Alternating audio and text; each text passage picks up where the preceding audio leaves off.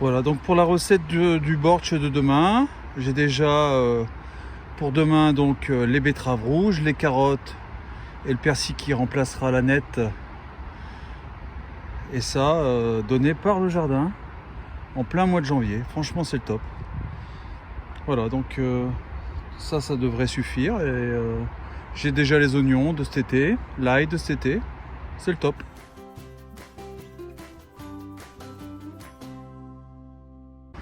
Salut tout le monde, c'est le bon père de famille.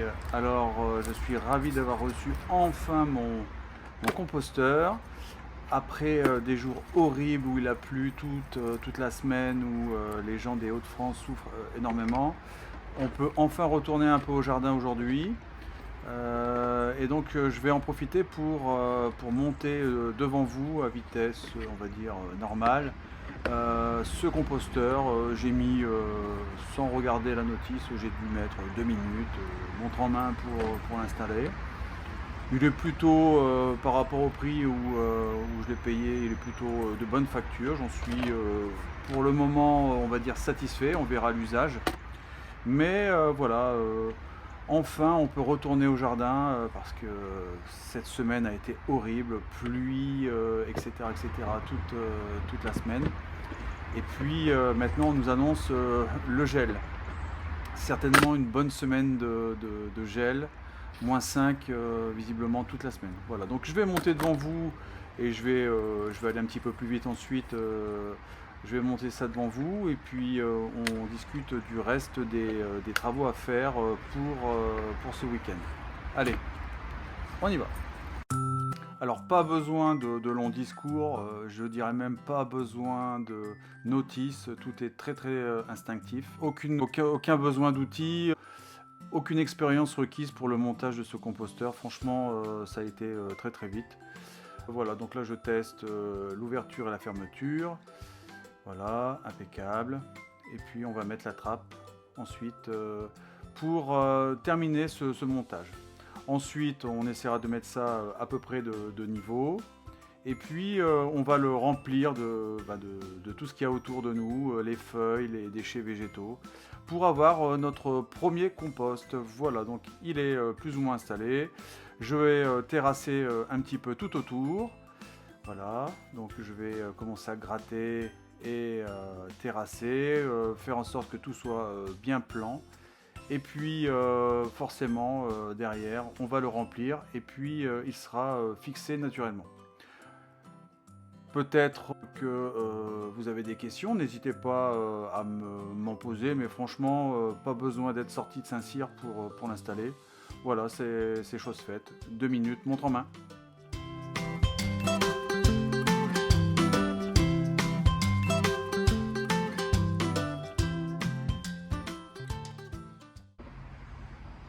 Voilà donc le composteur, ultra facile à installer, j'ai mis 2 minutes. Donc là il est mis plus ou moins de niveau, on voit qu'il est stable.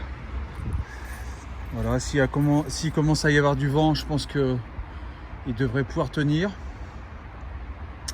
Petit investissement, je remercie la société qui me l'a vendu. Je mettrai le lien parce qu'ils ont été super sérieux. Voilà, donc je pense que ce sont des gens en qui vous pouvez avoir confiance si vous commandez chez eux.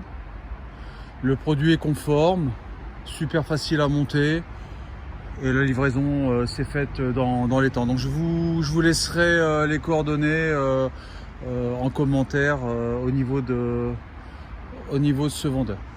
Voilà, donc vraiment je suis content. 300 litres, une cinquantaine d'euros je crois. C'est du plastique imputrescible, monté en moins de 2 minutes. Voilà. Donc en ce moment le temps est plutôt ingrat, je dirais même très ingrat. La tempête vient de se terminer et malheureusement le jardin a bien souffert. Beaucoup d'immondices jetés par les gens qui passent dans la rue dans mon jardin. Et je pense qu'aussi le vent a charrié tout un tas d'immondices aussi dans le jardin. Donc première chose, on va faire un tour, repérer tout ça, les ramasser et puis évacuer tous ces déchets. hein. Donc comme vous pouvez voir, ici, à l'époque, je pense que les jardiniers avaient utilisé des tuiles pour délimiter des espaces de jardinage ou lester des bâches, comme ici par exemple. Et quelques années plus tard, il ne reste plus que des débris, des morceaux de tuiles, ça fait dégueulasse. Mais bon, on va profiter de ce moment un peu particulier, hein, janvier, tempête, pluie, pour ramasser tout ça. On va ramasser toutes ces feuilles ici, et puis on va les mettre au composteur. Hein, voilà. Et puis ensuite, lorsqu'on va désherber toutes ces parcelles, eh bien tout ira au composteur. Donc on a encore des carottes, on pourra ramasser un petit peu toutes ces carottes. Alors comme vous pouvez le voir, malgré les 100 km/h et les pluies diluviennes, eh bien c'est toujours en place. Une fois fixé, franchement ça tient super bien. Voilà.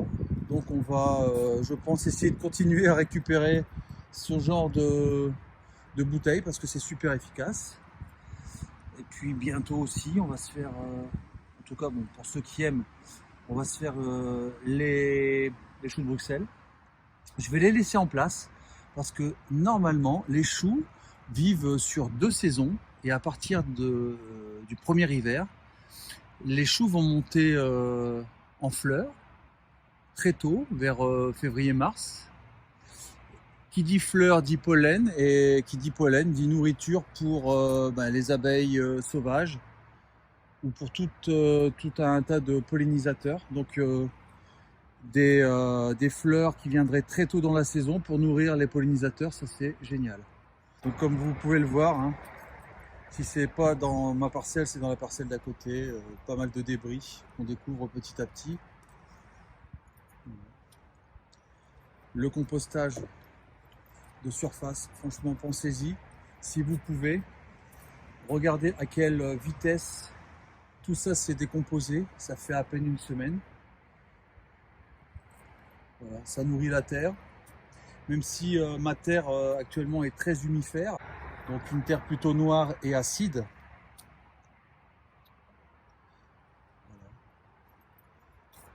C'est une terre qui l'été, si elle n'est pas travaillée, va former une croûte très rapidement. Donc c'est une terre à régulièrement biner pour que l'eau, l'air puisse circuler correctement. Voilà. C'est pas un travail de dingue, mais franchement il faut le faire. Ici, toujours le trou, et l'animal, j'ai toujours pas réussi à le capturer en photo. Vous voyez, des immondices encore. Pourquoi? Parce que à cause de la tempête, mon appareil photo s'est mis à prendre des photos dès qu'une feuille bougeait. Et donc l'appareil a été saturé en 2 minutes. Les choux, les artichauts, franchement impeccable.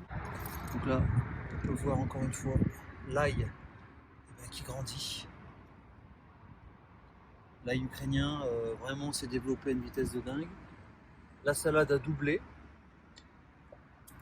Malheureusement, les températures négatives arrivent dès le début de semaine prochaine. Donc là, ça va être le moment de vérité. Donc, d'après ce que je vois, l'observation, on a un terrier qui communique. Première entrée ici, deuxième entrée là, sur 1 mètre de distance. Si vous avez une petite idée, n'hésitez pas en commentaire à me dire quel animal ça pourrait être. En tout cas, au niveau des photos, pour l'instant, je n'ai pas réussi à les avoir. Donc pareil, la courgette, laissée sur place. Elle est déjà décomposée, ça nourrit le sol. Franchement, je n'y vois que des côtés positifs. Alors, donc, comme vous pouvez voir, merci les gens qui passent. Voilà. Des papiers de partout, des déchets, du plastique. Donc il va falloir relever ses manches et puis tout ramasser. On le voit ici. Voilà. Alors chaque été, visiblement, on jette des canettes aussi dans les jardins. C'est malheureux, mais c'est comme ça. Donc là, on va commencer à remplir le composteur après ce petit tour de terrain. On va remplir le composteur avec tout ce qui traîne ici. Et puis ensuite, on va ramasser tous ces bouts de tuiles. Comme ici.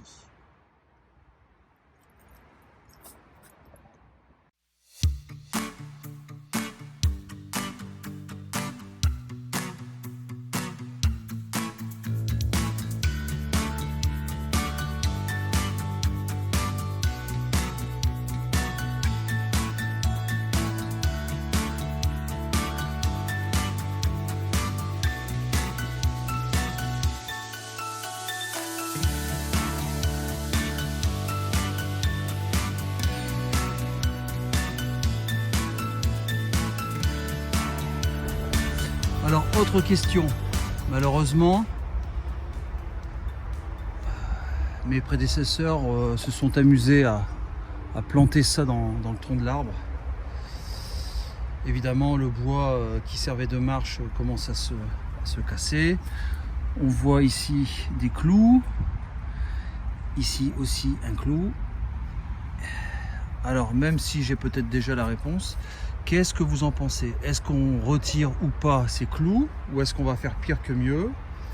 Et si on les retire, sachant que c'est l'hiver, qu'il pleut beaucoup, est-ce qu'on les retire aussi vite que possible? Est-ce qu'on attend une autre période? Si vous savez, et si vous avez déjà l'expérience, eh bien, j'attends absolument votre retour. Parce que voilà, ça m'embêterait de voir ce bel arbre juste pour voilà, une histoire de clous. Ça m'embêterait de le voir mourir. Allez, on continue. Encore ce gros tas à mettre de feuilles dans le composteur. Et puis ensuite, on va débarrasser le jardin des morceaux de tuiles cassés. Alors, comme tu peux voir, les erreurs de stockage, elles se sont fait attaquer, manger par des rongeurs, j'imagine des rats. Et forcément, une fois attaquées, elles pourrissent. Donc oui, les courges peuvent conserver pendant de longs mois, mais à l'abri des attaques de rongeurs et avec une température correcte. Voilà, donc je suis un petit peu déçu. Donc, en à peine 20 mètres carrés, on a déjà récupéré de quoi faire pas mal de matière organique pour le jardin. Même si, je le répète, ce jardin est fait d'une terre noire, donc très humifère, ou en majorité humifère. Donc elle est plutôt acide. Et c'est plutôt du calcaire ou des choses comme ça que je devrais mettre dans cette terre. Il faudrait que je teste. Donc la terre parfaite, c'est de la terre franche. La terre franche ne comporte que 10 à 15% d'humus, il me semble. Et là, je pense que vu la noirceur de cette terre, on doit dépasser les 15%. Donc éventuellement, augmenter le taux de calcaire à l'intérieur de cette terre. Mais bon, pour l'instant, les récoltes ont été excellentes. Et donc je pense que il n'y a pas urgence soit de traiter, soit de mettre tout un tas de produits chimiques ou divers fumiers. Voilà. Donc, on commence à voir un petit peu plus clair, ça commence à faire plaisir. Et puis maintenant, il va falloir débarrasser toutes ces immondices. Et j'aurai pas assez d'aujourd'hui pour m'en débarrasser. Voilà. Donc, 20 minutes de ramassage de tuiles et autres cochonneries. Donc ici du verre pilé, un peu type ancien pare-brise, des tuiles, des tapis. Bon, 20 minutes, ça m'a permis de découvrir d'autres aspects du jardin. Voilà, allez, avant avant les -5, -6 de toute la semaine prochaine. On va délester un petit peu cette cuve de 1000 litres qui était pleine jusqu'à la gueule. On va la délester d'une centaine de litres, peut-être même 150. Voilà, les joies du jardinage en ville. On va le délester pour éviter que le gel n'endommage cette cuve. La pluie et la nuit sont en train de tomber, donc on va rentrer tranquillement à la maison. J'espère que ces quelques minutes de jardin vous auront fait plaisir. C'était les jardins du bon père de famille. On va tout au long de l'année continuer à améliorer cet endroit. Donc on démarre cet endroit, ce petit potager quasiment de zéro, et puis on va essayer de l'amener à quelque chose de productif, de beau, d'agréable, d'utile, aussi bien pour les humains, nourrir les humains correctement, nourrir quelques oiseaux, parce que ici en ville les oiseaux disparaissent, c'est affolant. Donc si ici je pouvais contribuer à ma façon à l'implantation, à la nidification de certains oiseaux, eh bien j'en serais ravi. Voilà, je vous souhaite un très bon week-end et puis on se retrouve certainement demain ou très bientôt pour la recette du bortsch avec les légumes frais que je viens de cueillir. La viande, je suis allé la chercher dans une ferme. Donc les bêtes vivent face à la mer, mangent toute leur vie face à la mer. Elles ont des conditions de vie exceptionnelles. L'abattage est un abattage artisanal. Ça donne de la viande exceptionnelle. Et voilà, donc demain, c'est cette viande que je vais cuisiner avec vous pour faire du bortsch. Allez, à bientôt, ciao ciao!